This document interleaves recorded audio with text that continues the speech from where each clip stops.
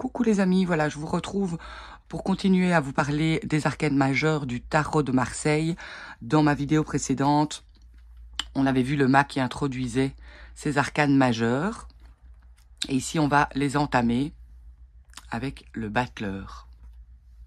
La carte du battleur, donc contrairement au mât, le battleur porte un numéro. C'est le numéro 1 qui nous évoque le début, le commencement. Donc on peut dire que le battleur débute dans la vie à l'image d'un enfant, d'un adolescent ou d'un jeune adulte. Et comme lui, on peut dire qu'il est joueur, curieux, malicieux. Il entame quelque chose de nouveau. Il est debout devant une table. Il va donc se mettre à l'ouvrage, au travail.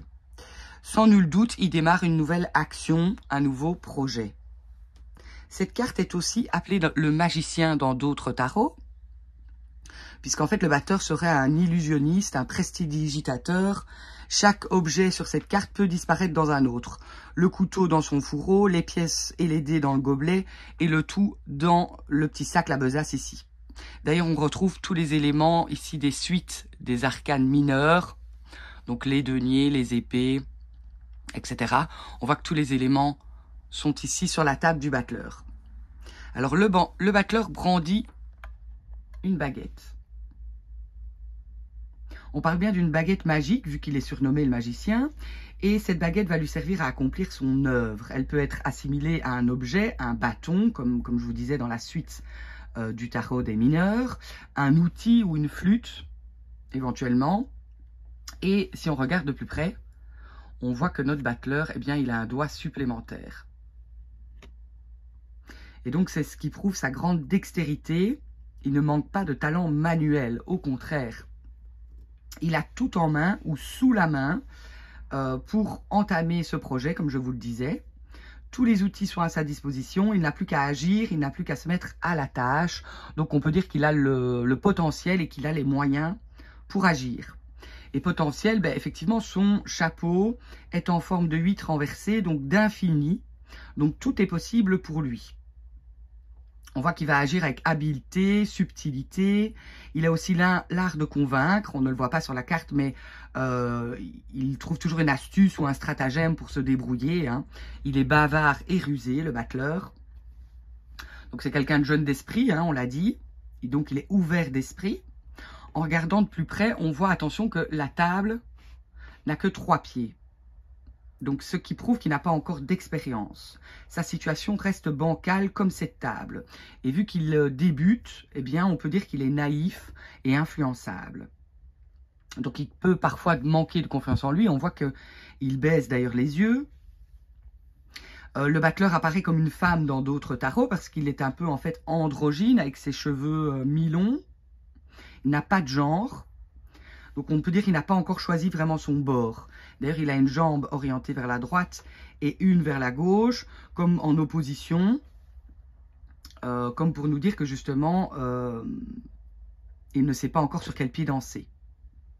Donc, la carte du battleur signifie qu'on peut commencer quelque chose, que rien ne s'oppose à entamer une action, qu'il s'agisse d'un nouvel emploi, qu'il s'agisse d'une nouvelle entreprise qu'on veut éventuellement monter, d'une nouvelle passion manuelle, d'un projet personnel ou d'un début de relation sentimentale, eh bien on va plutôt nous parler de flirt à ce moment-là, d'amour naissant avec le battleur. Eh bien on voit que c'est un début prometteur. Donc dans tous les cas, ce numéro 1, même s'il est encore dans l'instabilité, sera une énergie prometteuse. Donc, comme on l'a dit, l'énergie du battleur est plutôt celle d'un gamin, d'un garçon, d'un jeune homme. Donc, si on veut savoir de qui on parle dans le tirage, ça peut être la personne qui vous consulte.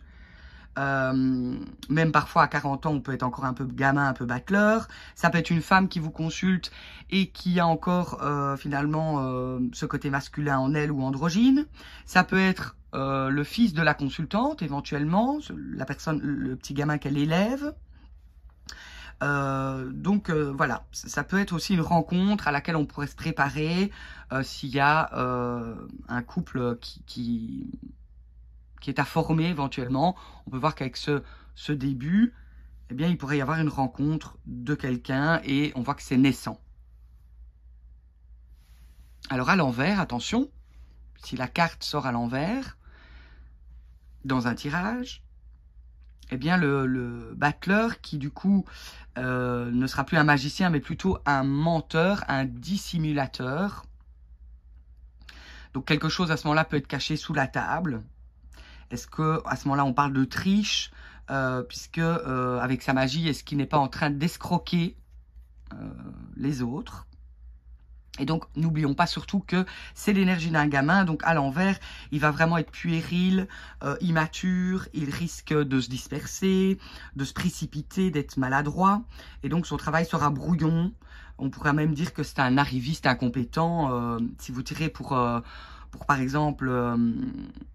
vous venez d'engager quelqu'un dans votre entreprise et c'est le battleur à l'envers, ben on pourrait dire qu'il manque de confiance, de moyens, il croit savoir mais il ne sait pas encore faire. Donc faites attention au sens de la carte.